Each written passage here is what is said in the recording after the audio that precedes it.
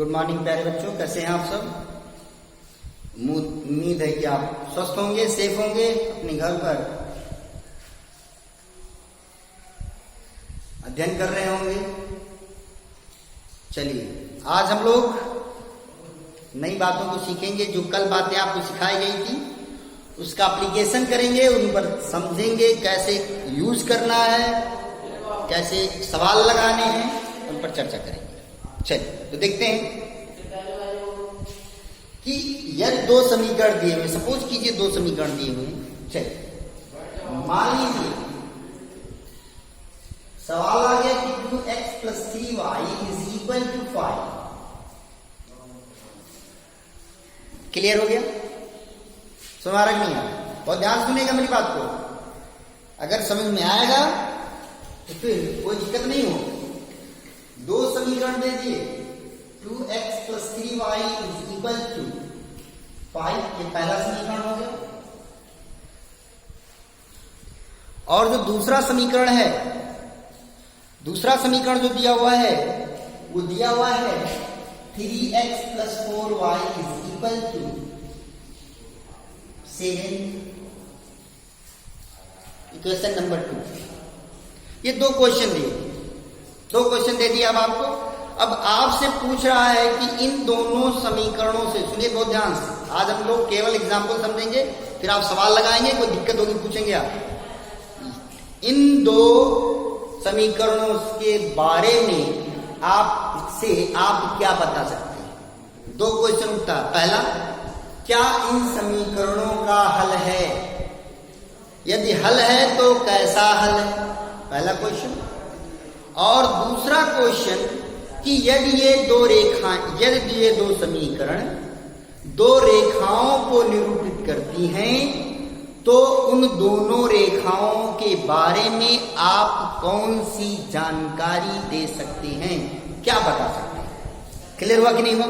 तो आइए शुरू करते हैं हम लोग कि रैखिक समीकरण के लिए आपको बताया गया कि रैखिक मानक समीकरण क्या है? ax + by + c = 0। बहुत ध्यान सुनिए, ax + by + c = 0। क्लियर हो रहा नहीं हो रहा? क्लियर हो रहा नहीं हो रहा?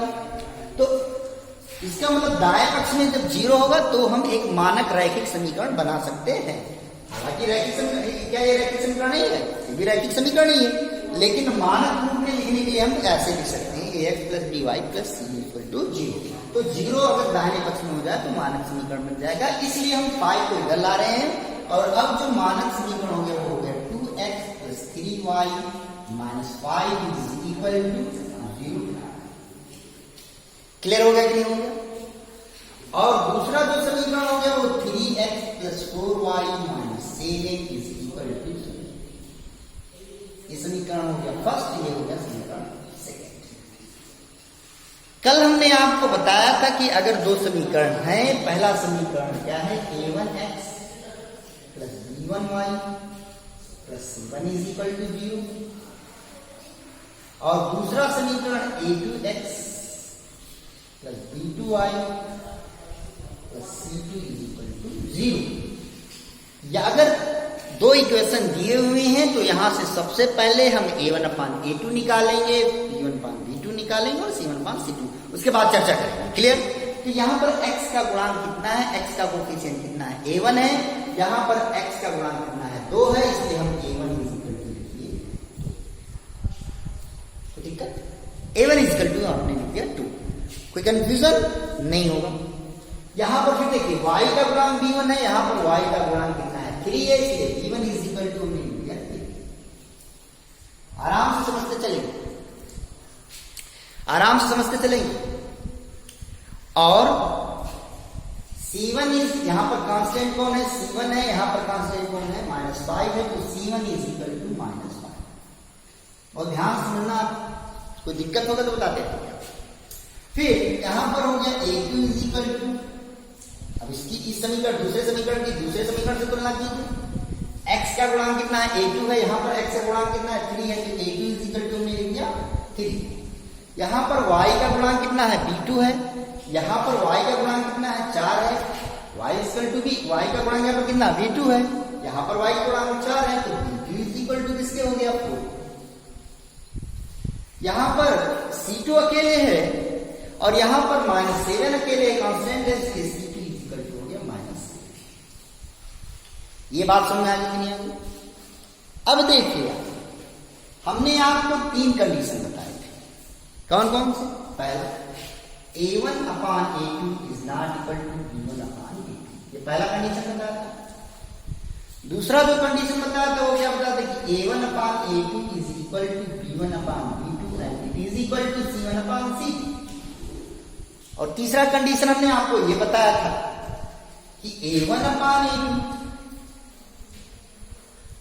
is equal to B1/B2 and it is not equal to C1/C2। ये 3 कंडीशन हमने बताई थी। तो सबसे पहले हम यहां से A1/A2 निकालेंगे। तो A1/A2 is equal to आ गया यहां से A1/A2 is equal to किसके आ गया? 2/3 और B1/B2 is equal to किसके आ गया? 3/4। तो क्या A1/A2 B1/B2 के इक्वल है? नहीं। तो जब A1/A2 B1/B2 के इक्वल नहीं है, यानी हम कहां पर पहुंच गए? यहां पर A1/A2 कितना है? 2/3 और B1/B2 कितना है? 3/4। क्लियर हो रहा नहीं हो रहा? तो A1/A2 B1/B2 के इक्वल नहीं है, यानी अब हमको C1/C2 की निकालने की कोई जरूरत नहीं। यानी एक काम से हम बच गए। निकाल लेंगे तो गुनाह नहीं हो जाएगा, गलत नहीं हो जाएगा, लेकिन निकालने का कोई मतलब नहीं है, क्योंकि जो हमारा अभी से जो हमको चाहिए, जो आंसर हमको चाहिए वो मिल चुका है। क्यों? क्योंकि A1/A2 B1/B2 के इक्वल नहीं और E1/A2 is not equal to B1/B2 हो चुका है, मिल चुका है। तो आप लिखेंगे, क्लियर होगी नहीं होगी? बात समझ आ रही नहीं आ रही? तो यानी आपको C1/C2 निकालने की जरूरत नहीं है। तो अब आपके मन में कौन रहा होगा कि सर C1/C2 कब निकालेंगे? अभी हम लोग उस पर चर्चा करने वाले हैं, अभी चर्चा करने वाले हैं, आराम से चर्चा करेंगे। लेकिन यहां पर आपको देखना है, तो आप क्या लिखेंगे? क्या लिखेंगे?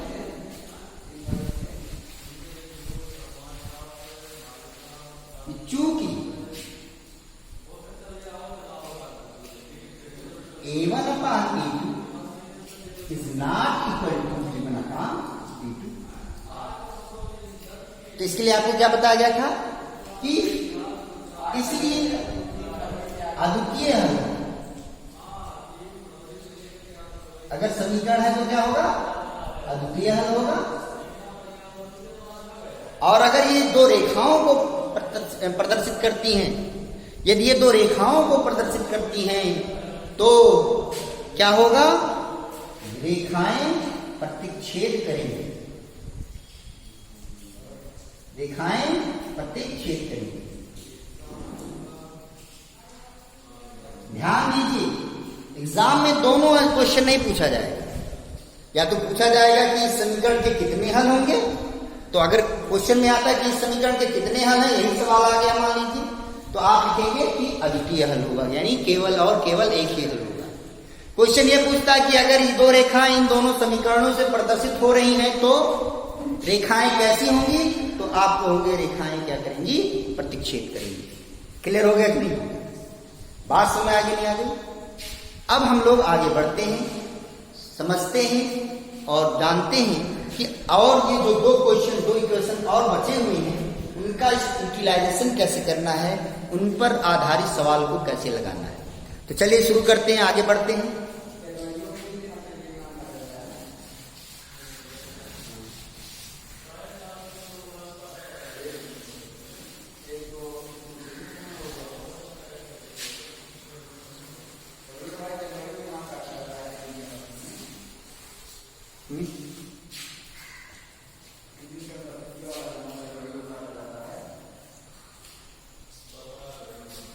क्या है अभी?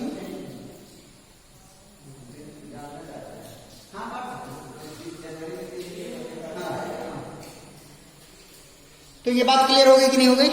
चलिए आगे बढ़ते हैं लोग। तो यहां से देखिए, अब अगला सवाल देखते हैं। लिखा हुआ है 2x minus 4y minus 3, 2x minus 5y minus 3 equal to 0। पहला इक्वेशन हो गया। और दूसरा इक्वेशन हो गया 4x minus 10y minus 6 and it is equal to 0। ये फर्स्ट इक्वेशन हो गया और ये सेकेंड इक्वेशन हो गया। आपकी बार जो सवाल आया वो मानक रूप में ही आ गया, यानी अब आपको मानक रूप में इसमें यहाँ पर नहीं बदलना है। क्लियर होगी बात, समझ में आ गया, कोई दिक्कत नहीं। तो ये क्लियर हो गया, वेरी गुड है। आगे बढ़ते हैं हम लोग। तो चलिए अब तुलना करेंगे किससे, वही a1x plus b1y plus c1 बराबर 0 से और a2x plus b2y plus c2 equal to 0 से। क्लियर है। तो यहां पर x का गुणांक कितना है 2, किससे तुलना कर रहे हैं हम लोग,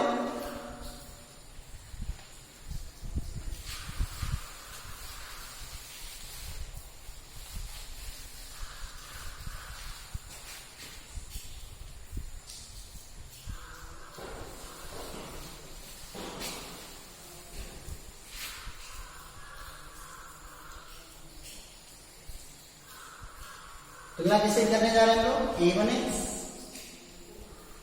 plus b1y plus c1 equal to 0, a1x plus b1y plus c1 equal to 0 और a2x plus b2y plus c2 equal to 0। यही कंपेयर करने जा रहे हैं। तो अब हम कंपेयर करने जा रहे हैं। तो x का गुणांक यहाँ पर a1 है, यहाँ पर x का गुणांक कितना है 2 है, therefore a1 is equal to, कोई दिक्कत तो नहीं है, समझ में आ रहा है, कोई परेशानी नहीं है, जान पा रहे हैं। फिर यहां पर y का गुणांक कितना है b1 है, यहां पर y का गुणांक -5 है, तो b1 इज इक्वल टू हो गया -5। क्लियर हो गया। अब यहां पर c1 कांस्टेंट है, यहां पर -3 कांस्टेंट है, therefore c1 is equal to -3। ये बात क्लियर हुई कि नहीं हुई, समझ में आया कि नहीं आया। अब हम लोग चलते हैं यहाँ। तो x का गुणांक a2 है, तो x का गुणांक कितना हो गया a2 इज इक्वल टू कितना हो गया 4। ये x का गुणांक यहाँ पर कितना है 4। यहाँ पर y का गुणांक कितना b2 है, यहाँ पर y का गुणांक है -10, therefore y b2 is equal to हो गया -10। यहां पर C2 अकेले है, C2 अकेले है कि नहीं है, और यहां पर -6 अकेले है, therefore C2 is equal to -6। कोई दिक्कत नहीं होगी, कोई परेशानी नहीं होगी। मुझे लगता है आपको समझ में आ रहा होगा इसका मतलब। तो यहां देखो a1 अपान a2 अगर आप निकालते हो तो कितना मिलेगा 2/4।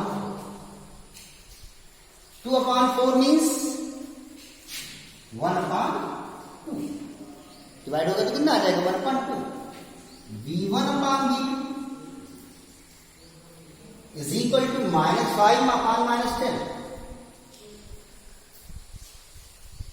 माइनस प्लस हो गया, अंश और हर में हमने माइनस से गुणा कर दिया, तो 5 हो गया 5 2 10।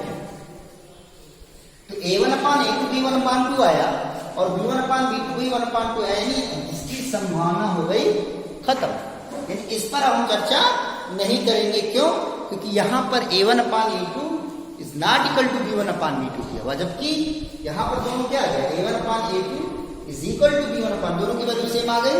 यानी अब इसकी बात नहीं होगी, यानी अब यहां पर इन दोनों की बात हो सकती है। यानी a1/a2 b1/b2 के इक्वल यहां पर भी है और a1/a2 b1/b2 के इक्वल यहां पर भी है। इसलिए अब हमको c1/c2 निकालना ही होगा। सुना कि नहीं आया, समझ में आया कि नहीं आया। इसके पहले वाले सवाल में चूंकि a1/a2 b1/b2 के इक्वल नहीं था, इसलिए फर्स्ट कंडीशन मिल गई थी, इस देयरफॉर हमने इसीलिए c1/c2 नहीं निकाला।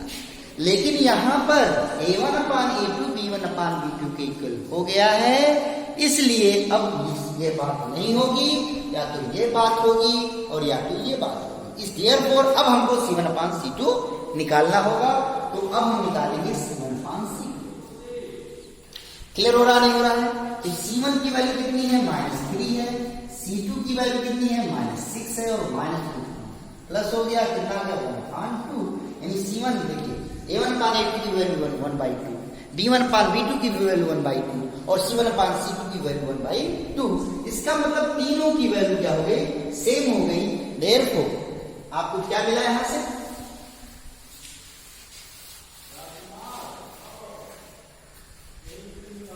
A1 upon A2 is equal to B1 upon B2 is equal to C1 upon C2।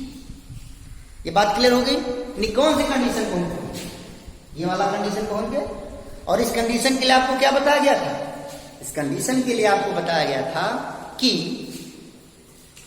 इसके अनंततः अनेक हल,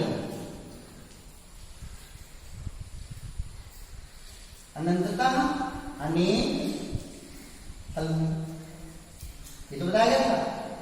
और अगर ये रेखाएं हैं तो रेखाएं कैसी होंगी? समपाती होंगी। समपाती के बारे में कल बताया जा चुका है।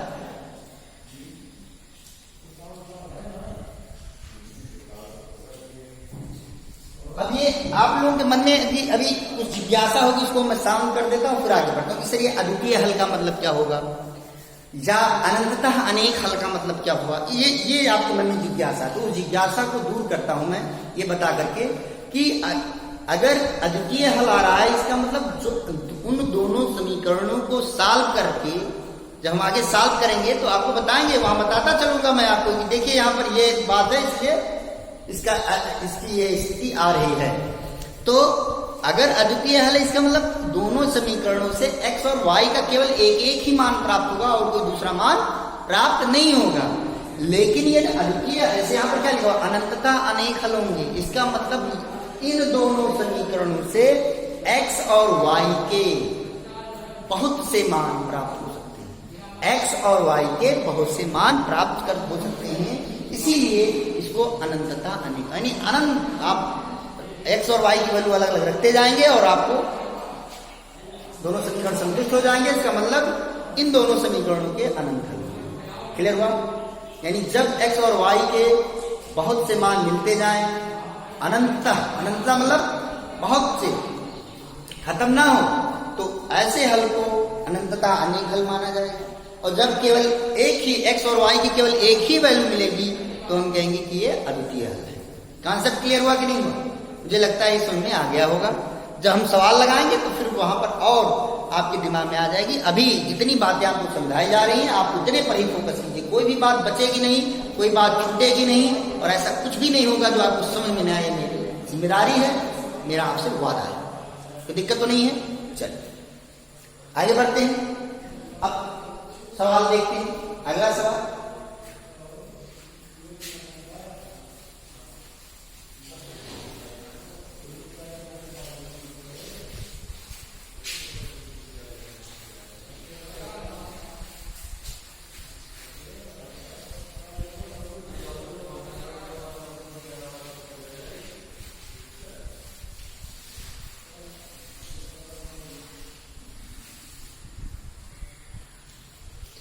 अब देखिए एक सवाल आपके सामने आ गया, 3x - 4y = 0।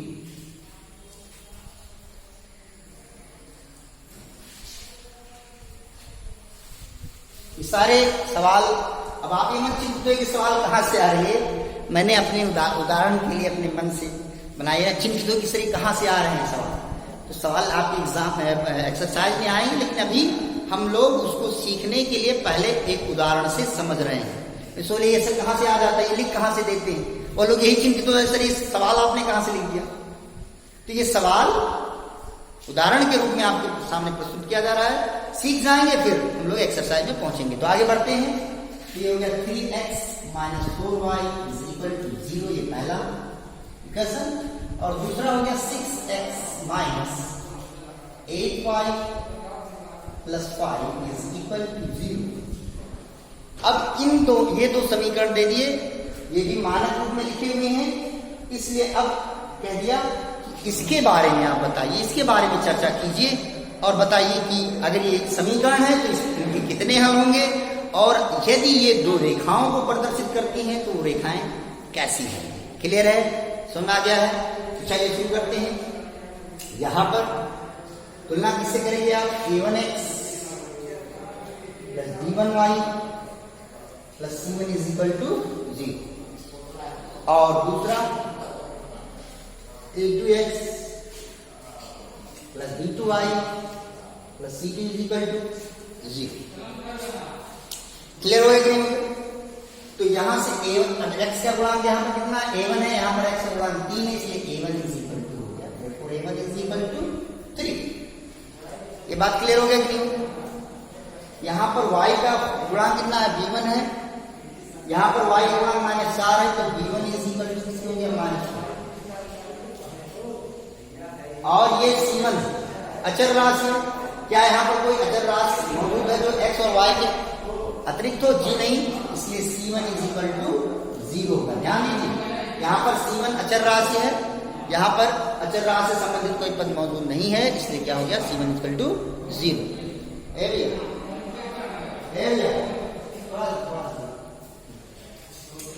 और x का गुणांक यहाँ पर 6 है, तो a2 इज इक्वल टू किसके हो गया, 6 के। a2 इज इक्वल टू किसके हो गया, 6 के। और यहां पर y का गुणांक कितना है, b2 है, और यहां पर y का गुणांक -8 है, therefore b2 is equal to किसके हो गया, -8। और c2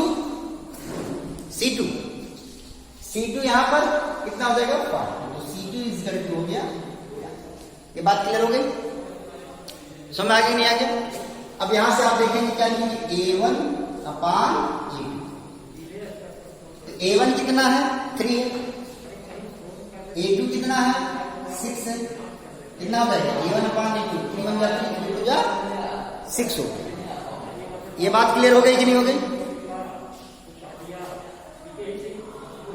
b1 अपान b2 इसका b1 कितना है, -4, b2 कितना है, -8, -2 माइनस कट गया, कितना होगा, 1 अपान, यानी a1 अपान a2 दी 1/2 और b1 अपान b2 दी 1/2।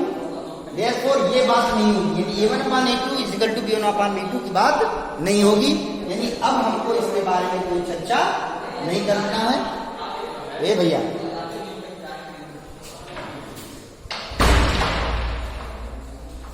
और ये बात क्लियर हुई कि नहीं, a1 upon a2 is not equal to b1 upon b2। ये बात क्लियर हो गई? अब चूंकि a1 upon a2 is equal to b1 upon b2 है, इसलिए ये वाली बात हो गई कट। यानी हमको किस पर चर्चा करना है, a1 upon a2 equal to b1 upon b2 यहां पर भी है, और a1 upon a2 equal to b1 upon b2 यहां पर भी है, इसलिए अब हम लोग किस पर चर्चा करेंगे, c1 अपान c2। तो c1 अपान c2 निकालेंगे, तो जब c1 अपान c2 निकालेंगे तो c1 कितना है, 0, और c2 कितना है, 5, तो 5 का 0 से डिवीजन होगा तो क्या है, 0, 5 0 है 0। तो देखा आपने कि a1 अपान a2 1/2 है, b1 अपान b2 भी 1/2 है, लेकिन c1 अपान c2 1/2 नहीं है, क्या है, 0। क्लियर हुआ कि नहीं हुआ? तो इससे आपको क्या मिला,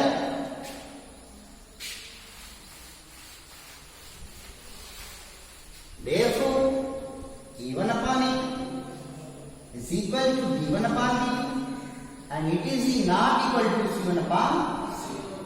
तो क्या बताया गया था, कोई हल नहीं है, कोई हल नहीं है। क्लियर हुआ कि नहीं? और अगर रेखाएं हैं तो रेखाएं कैसी होंगी, रेखाएं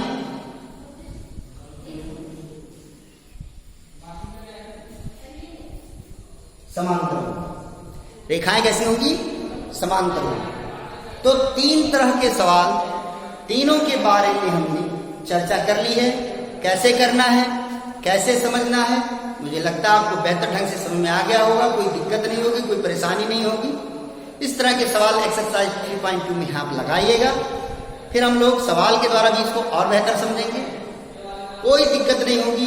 अगर कोई समस्या होगी आप मेरे पास मैसेज करें, कोई दिक्कत हो तुरंत मैसेज करें, मैं उसका जरूर सुधार करूंगा। अगर आपको कोई बात समझ में नहीं आती है, बस आज इतना ही। धन्यवाद।